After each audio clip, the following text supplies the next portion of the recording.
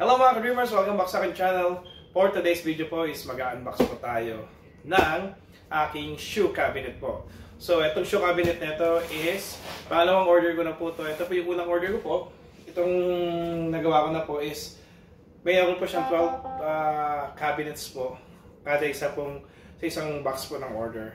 Kaya ito po yung order ulit ako kasi maganda po yung quality niya. Kaya mga ka-dreamers, share ko sa inyo kung paano gawin po ito at para may idea po kayo kung gusto niyo pong bumili ng shoe cabinet para po hindi siya maaligabukan at para po secure po yung shoes niyo po. At syempre, tumagal po siya ng last. Kaya mga ka-dreamers, doon po kayo sa vlog na ito. And watch this!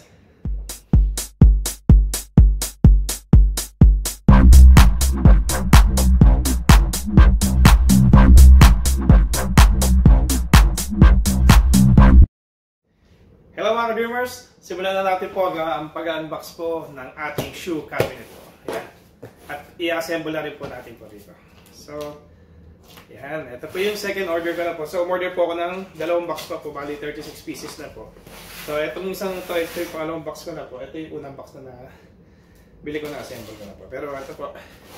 For today's video po, ipapakita ko po sa inyo kung paano po siya i-assemble at gaano po siya ka-affordable sa ating mga shoes at siyempre sa ating bulsa rin po.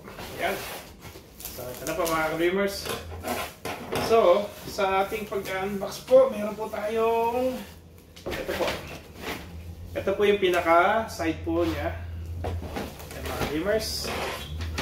At meron po siyang ito po ay kung makikita nyo po ito mga ka-dreamers is para siyang plastic na lang po.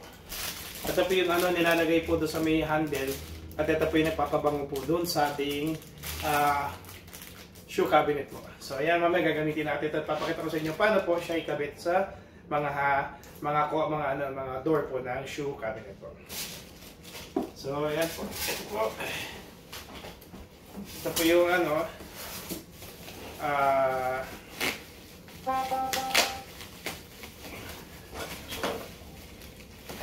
pinaka niya po, side niya po. So bubuksan muna natin para makita niya po at mag-assemble tayo po.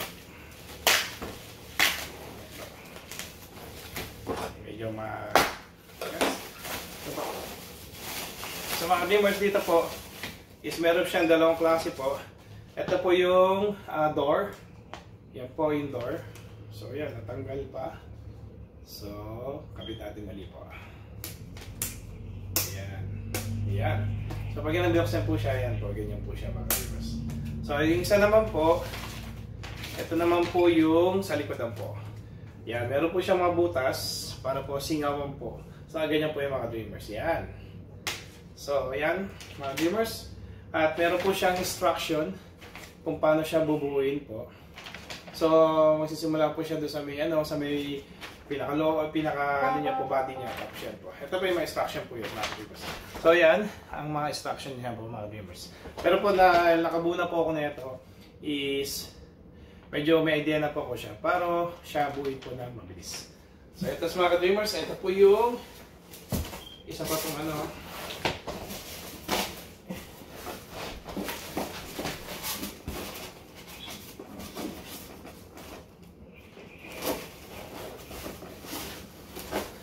ito po yung mga ka-dreamers, yung pinaka niya po. Yung pinaka katawan po ng ating shoe cabinet. Simulan natin at simulan na natin magbuo po mga ka-dreamers. Yan. Yan po mga ka-dreamers. So first, yan. Need natin ng so yan. At siyempre po ito po is kailangan po is maingat po tayo kasi pagka nagkamali po tayo is mahirap na po siya mabuo siya na set po. Ayan. So, di ba siya? Uwi na natin isa po. So, first natin gagawin is yan po natin. Ito po. So, may mga guhit po siya sa kada side. Yan po. Sa isang side. So, yan po natin is yan po natin siya. Yan po, igaganyan natin po yung mga ka-dreamers. I-fold natin siyang ganito.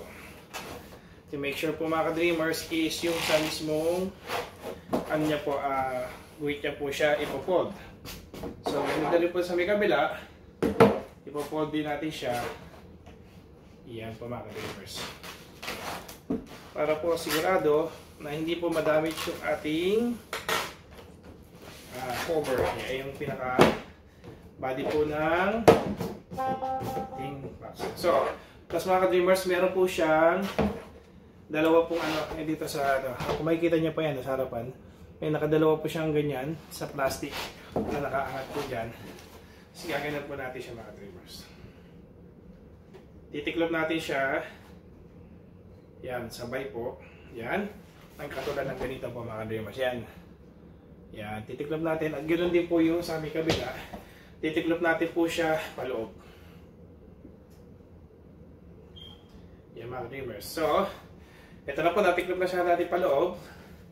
Ang importante po rito mga ka-dreamers is itong pinaka-edge po niya, yung pinaka-pinagdikitan po niya is ito po yung dapat nasa ibabaw. Igagawin natin siyang pakanan. Yan. At ito na po, i-assemble na po natin. So, first, kailangan po ay nasa taas po itong ganito po ang kalalabasan po. So, yan. Simulan natin dito po ikabit. Dito po sa ating cabinet door. So make sure po mga ka-dreamers is ito po yung nasa itaas po at pakanan po siya. Yan mga ka-dreamers. Yan po. Madali na po siya ikabit. Ipupush lang natin po siya pagka yan, ganyan po. Mag-click po siya at meron siyang lock po sa gilid. Yan po. So nakagawa na po tayo ng isa. Ito po yung isa. Ito po, i-make sure po natin is kung ganito po yung nasa itaas, ito po yung nasa baba, yung pinakakabitan niya po. Kaya make sure po, hindi po tayo mag-go opposite po. Yan, para po hindi po siya magkaroon ng problem pag inassemble na siya natin, dinikit-dikit. Yan mga dreamers. Yan, isa.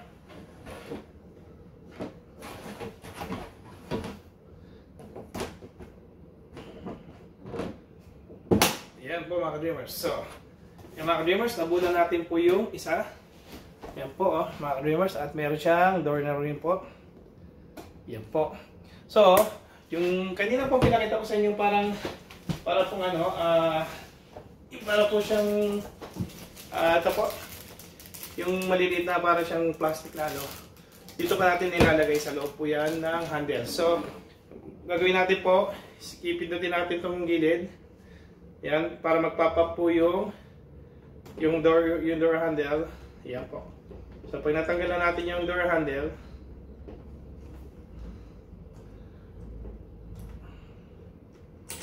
yan po yung door handle tatanggalin.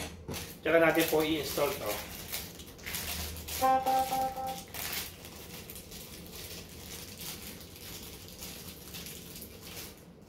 Ito po mismo mga ka-dreamers natin ilalagay dito po sa pinaka-gilid po. Ayan.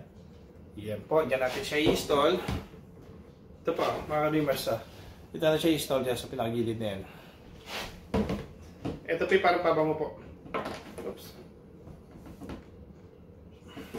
So ibabalik natin itong kanyang hawakan. Yung kanyang hand door. Madali lang po siya install at madali rin siya ikabit. Yan mga ka-dreamers. So, nakabuo na tayo ng isa. So, start na natin po. Ibuhin nyo ulit isa tapos ikakabit ko po at isa-assemble na natin dire-diretso po. Ito po isa. Ito na po yung pangalawa. Same procedure lang po. Ngayon lang po mga ka-dreamers. Yan po. So, careful lang po. Kailangan natin sa may gilid, yung may line po niya, yung po yung ating i-stretch. Make sure po, naka-stretch po siya na maigi. Yan po. Yan mga ka-dreamers. At syempre po, yung isa rin po, yan. Pabilangan po siya.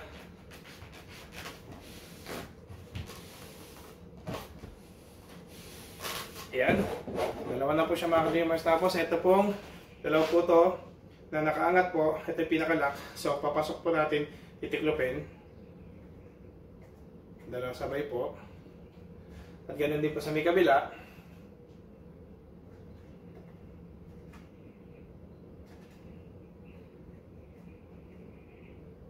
Yan mga ka-dreamers.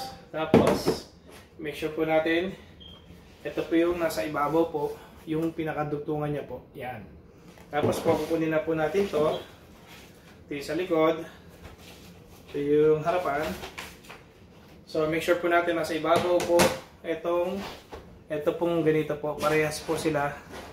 Ganito po. Sa ibabaw po parehas sila. At ito po yung nasa ilalim yung dugtungan po. Po. Yan. Sure lang natin. Tama. Yan. Tama po. So, yan. Tapos po, ito tutok lang natin at may lock po yan. Tutunog po ito. Yun, nag-lock na po siya. Sabihin po no, may lock na. Yun po, nag-lock na po. So, nabuo na po tayo isa. Tapos po, sure din natin na ganyan. Pares na pares po yung gilid. Tsaka yung dugtungan.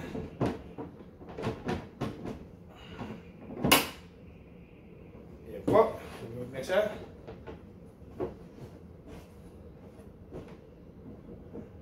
Yan po. Dalawa na po. Yan po. Tapos po, yung gandun po kanina, i-press lang natin sa milikuran. Both po yung side. Para po ikabit po natin yung parang pabango niya po. At makikita niyo po sa may pinaka-handle po yan.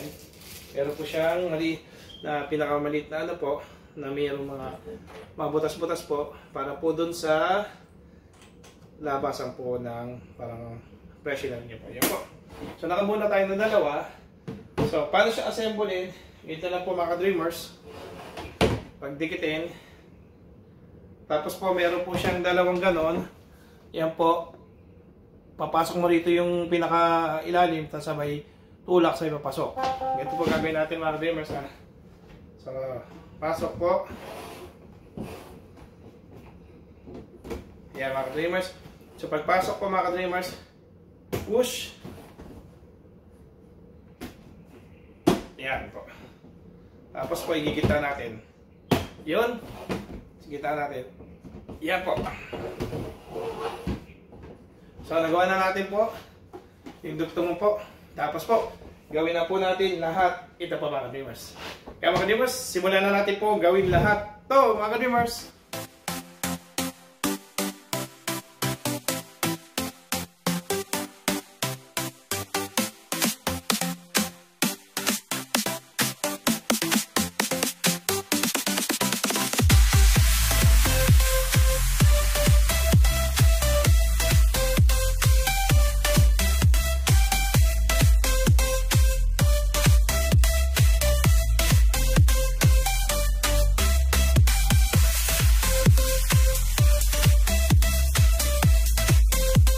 Ayan mga ka-dreamers, so tapos na po siya. So ito po yung laman ng isang box. So 12 na po siya, 12 cabinet po siya.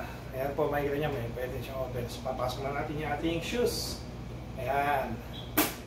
Ayan mga ka-dreamers, so madali lang siyang gawin kapag nakagawa na po kayo ng isa, is tuloy-tuloy na po siya. Sa umpisa lang po medyo mahirap kasi babasahin yung manual. Tapos po makikita niyo medyo ang hirap niya ayusin kasi parang feeling nyo baka masira, mabasag yung plastic. Pero once na po nakagawa po kayo ng isang cabinet, dire-diretso na po yun hanggang matapos na po. Yan mga ka-dreamers, ito po ang aking shoe rack cabinet po na galagay ko pa sa aking kwarto at lalagay ko lahat ng shoes ko po rito. Yan mga ka-dreamers, salamat po, hindi habit po. Maraming salamat po sa panonood ng vlog nito. At kung hindi pa kayo nag-subscribe sa aking channel, please subscribe sa aking YouTube channel, Papa Deo TV. Please like and share and hit the notification bell button para updated po kayo sa aking mga videos. And abangan niyo po lahat po kami na nagla-livestream ang Team Batya Originals. At maraming po salamat sa support at tiwala niyo po sa aming pamilya, Team Batya Originals.